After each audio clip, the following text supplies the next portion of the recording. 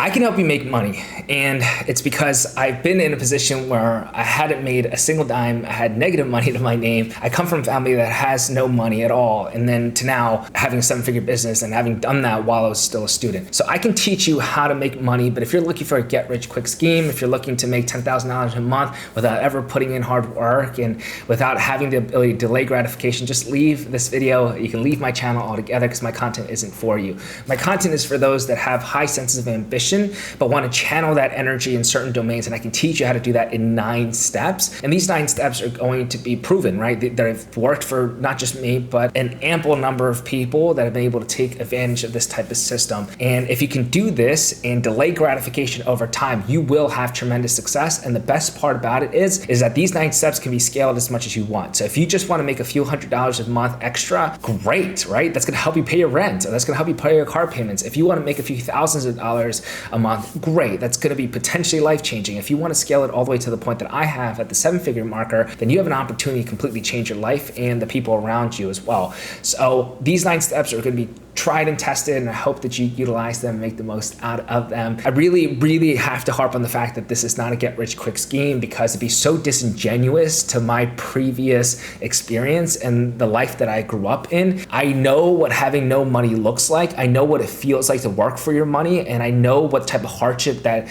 is accumulated through that. My parents went through a nasty divorce, etc., and I don't ever want anyone to speak in that lens like it's easy to make a money overnight. That's not the case. But if you're excited about this video like I am, because you have the ambition, I'm really excited for you to start taking action. My name is Jun Yu. If you're new to the channel, welcome. If you're returning, welcome back. It's no surprise in today's economy, I don't even just mean in the US, but I mean worldwide, we see what's happening, right? And if you're not curating opportunities for yourself to make additional income streams, you're going to put yourself in a disadvantaged position eventually. It's just a matter of time until that catches up to you. And I don't just mean when you lose a job, etc., but I mean in a sense where you need to provide yourself enough leverage financially to curate more opportunities and be able to go into whatever job or industry eventually, right? If you're constantly in this area of not making enough money and living from paycheck to paycheck, what happens is that you feel stuck. You have limited opportunity, and I don't want you to feel that way. So making money is important. It shouldn't be everything, but it's really important that we have some transparency around it. So let's speak on the 9 steps. If you have any questions at all, leave your comments below. Give this video a thumbs up, and of course, subscribe. Number 1, study efficiently in order to increase your free bandwidth. Everyone has finite bandwidth, and your day-to-day responsibility solely revolves around school. Now, school has multiple layers to it, so that means you going to class, doing your homeworks, it means studying for exams, taking your exams, all of that, right? You need to do that more efficiently and still have massive success in it so you can open up your time for other endeavors. And that's why I've curated the learning system, and that's why it's helped thousands of students all across the world, because it does just that, right? It naturally embeds high utility, evidence-based techniques across the 4 stages of learning so you can make the most out of your time while getting the best grades that you've gotten. So it's so important that you utilize the learning system for your own good and have the opportunity to increase your free bandwidth. Step number 2, find a job ASAP. I know what the cost of student life looks like. It's not zero, right? We pay for food, we pay for rent, and especially in university housing, that's expensive. We pay for transportation. And what happens so many times is that if you're solely reliant on your parents or an external source of money, you have this massive stress onto you. And I understand it, right? Like I've been in that position, and it feels like everything's so out of your control. And because you're so stressed out about that, it bleeds into every other endeavor. There's a lack of focus and clarity in your other pursuits because it's taken up so much of your mental bandwidth. Instead, if you can just go find a job, I don't care what the job is, you can humble yourself. You can go find yourself a service job. I was a waiter at one point. I was a busser at one point. I know what it feels like to do that. I did construction work. I've done those odd jobs. I've also tutored. I've also was an admin for my dad's contracting business. I've done those jobs, but it's because I needed the money. But find a job. Go apply to 50 jobs in the next 3 days. This is what we did with one of our mentors actually in our mentorship program. I was like, hey, go apply to 50 jobs. I know that you can do it because I've done it. Go find a job ASAP so that you have steady income and that you can release that stress.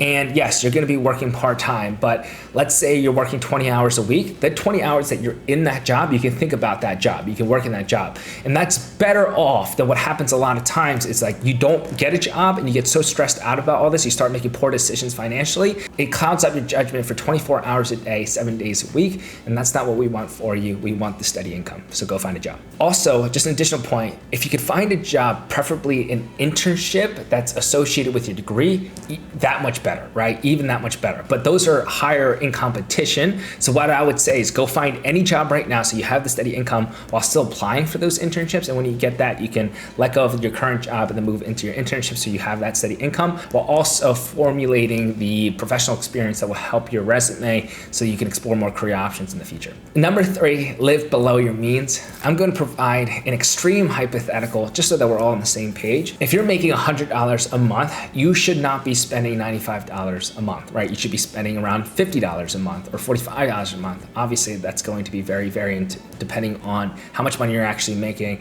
and what your necessities are. But you should be having is this margin of error, right? Living below your means curates that. So if you can create even a bigger difference between your expenses and what money you're bringing in, you're just curating more runway for yourself, right? You're opening up even more mental bandwidth. You feel a little bit more secure. You feel a little bit better about your situation, right? You're taking care of more of your problems. Like you feel better in that situation so that if something was to go wrong, you still have savings to help you in that moment, right? And so having that security I find to be really helpful, which probably means that, yeah, you're probably not gonna go out and get as much coffee every single day, but you're probably not going to go out on the weekends as much, right? You're probably going to have to let go of some of your subscriptions that you don't use. It's so important that right now you build good financial habits, and a part of that is being very keen on what your expenses are, and then knowing from that how much money you should be making, etc. But right now, if you find a job, you can live below your means. That's a really good first step for you to be able to then have that runway for yourself as we approach some of these other next steps. Number 4, learn one high value skill for an extended period of time. And I will provide my suggestion here, but high value skills, I know that it can be confusing, but it shouldn't be. It just needs to be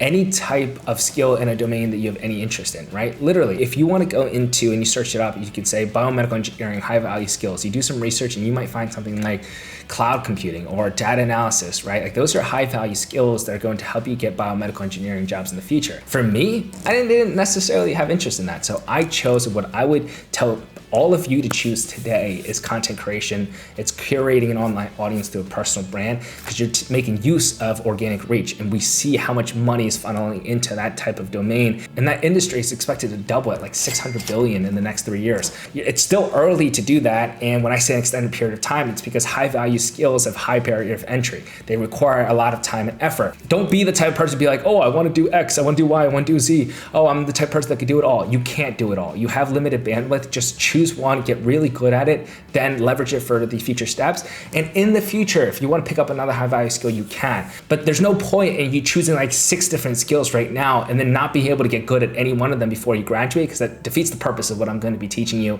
And that won't allow you to actually leverage for more opportunity when you need it. Number 5, leverage your high value skill for a service-based business. I really find service-based businesses to be such a great experience for early entrepreneurs to gain the understanding for the nuances involved in curating a business, right? There's only so much you can learn in a textbook or listening on somebody's experience, but actually going out in the world and learning how to pitch to a client and close a client and maintain a client and then retain a client, it's very hard. And then to do that also extremely efficiently so that you can continue to scale. These are all different types of experiences that you will never get in a classroom setting. It's so important for you to learn those skills. So even if you go to a product-driven business in the future, it's still such a great learning experience for you early, where you can definitely make money with a service-based business, and you're going to be able to leverage those skills that you learn and curate more products if you want to go in that world and experience it and then potentially scale that. But service-based businesses I find to be such a great way to get outside of your comfort zone and start making money pretty quickly if you can take the time to curate a high value skill, right? So that's what I'm saying in terms of high value skill. High value doesn't just mean something that you think is high value, but high value is it's in high demand in the market.